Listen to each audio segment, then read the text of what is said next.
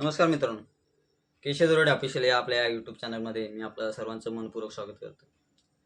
तत्पूर्वी आपण जर का माझ्या चॅनलला नवीन असाल तर चॅनलला नक्की सबस्क्राईब करून घ्या, जेणेकरून शिक्षक भरती टी CTT किंवा अन्य काही शैक्षणिक घडामोडीच्या संदर्भामध्ये आपल्या या चॅनलमार्फत मी अपडेट देत असतोय.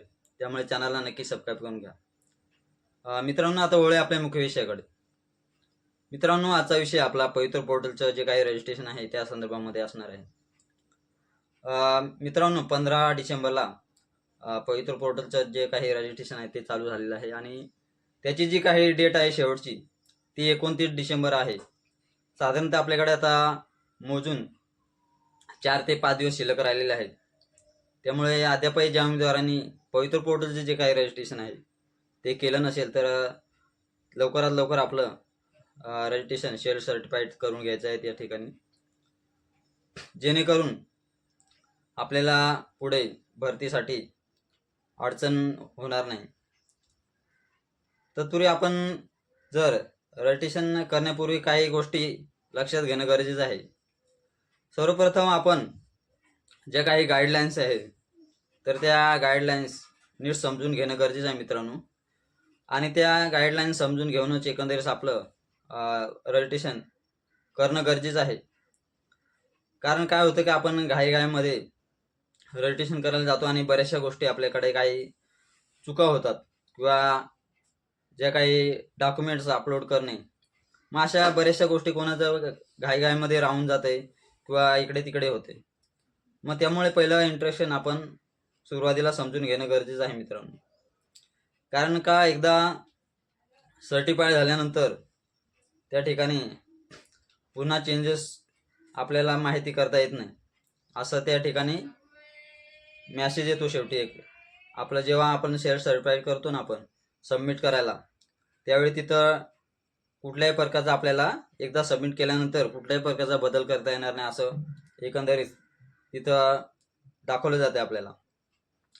म्हणून बऱ्याचशा गोष्टी नीट समजूनच नंतर आपण रजिस्ट्रेशन करणं गरजेचं आहे. शक्यतो आपण जर सायबरमध्ये कोणी करत असेल तर सायबरवाल्याच्या बाजूला बसून व्यवस्थित माहिती बघूनच आणि त्यानंतरच आपला फॉर्म भरून घेणं गरजेचं आहे. काय होतं, सायबरवाल्याकडे बरेचशी अनेक उमेदवार असतात, मग तो घाईघाईमध्ये एवढं काही लक्ष देत नसतोय. त्यापेक्षा मीच तर सांगतोय की आपण जर का मोबाईलवरती आपण स्वतः मोबाईलवरती देखील फॉर्म भरू शकतो आपण स्वतः आपण. आणि हवं तर आपण पहिल्या सुरुवातीला बघायचं आपल्याला, जर थोडंसं इकडे तिकडे झालं परत कॅन्सल करतो आपण. आणि जेव्हा आपल्याला वाटलं तर आता आपला झालं व्यवस्थित सक्सेसफुल, मग आपण सबमिट करू शकतो त्या ठिकाणी. तर व्यवस्थित माहिती समजून घ्या. सर्वप्रथम आपल्या डॉक्युमेंटचे PDF बनवून घ्या. साधारणतः 500 KB आतमध्ये आपल्या जे काही PDF आहेत ते PDF हवे असतात. त्यामुळे आपले जे काही 10वीचे मार्कशीट, सर्टिफिकेट, 12वीचं पदवी असेल, डिप्लोमा, आपला डोमासाईल असेल, कास्ट सर्टिफिकेट असेल किंवा नॉन क्रिमिनल, असं जे काही आपले डॉक्युमेंट आहेत त्याची प्रथम आपण PDF बनवून घ्या. कारण की PDF जर आपण बनवून ठेवलं सुरुवातीला तर काय होईल, आपल्याला जेव्हा फॉर्म भरू आपल्याला आणि मग त्याच्यानंतर जे डॉक्युमेंट अपलोड करायला येतात, मग PDF आपल्याकडे जर तयार असेल तर आपण पटकन त्या ठिकाणी PDF अपलोड करू शकतो. त्याच्यामुळे सर्वप्रथम आपण PDF वगैरे तयार ठेवा आणि नंतरच फॉर्म भरायला बसा आपण.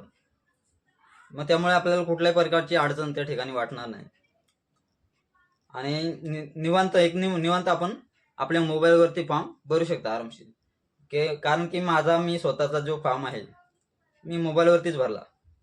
साधारणतः 1 दिवस प्रॅक्टिस केली मी आणि दुसऱ्या दिवशी मग भरला मी फॉर्म. म्हणजे अशा काही गोष्टी पहिल्या सुरुवातीला तुम्ही 1-2 दिवस व्यवस्थित माहिती समजून घ्या, व्हिडिओ वगैरे बघा आणि मग नंतर आपण आरामशीर आपला फॉर्म भरू शकतो. तर अशा पद्धतीचे मित्रांनो एकंदरीतच पवित्र पोर्टलच्या संदर्भामध्ये माहिती होती, ती आपल्यापर्यंत पोहोचवण्याचं काम मी केलेलं आहे. आपल्याला जर का माझा व्हिडिओ आवडला असेल तर नक्कीच लाईक करा, आपल्या मित्रमैत्रिणींना देखील शेअर करा आणि चॅनलला नवीन असाल तर चॅनलला सबस्क्राईब करून घ्या. इथेच थांबतो. धन्यवाद.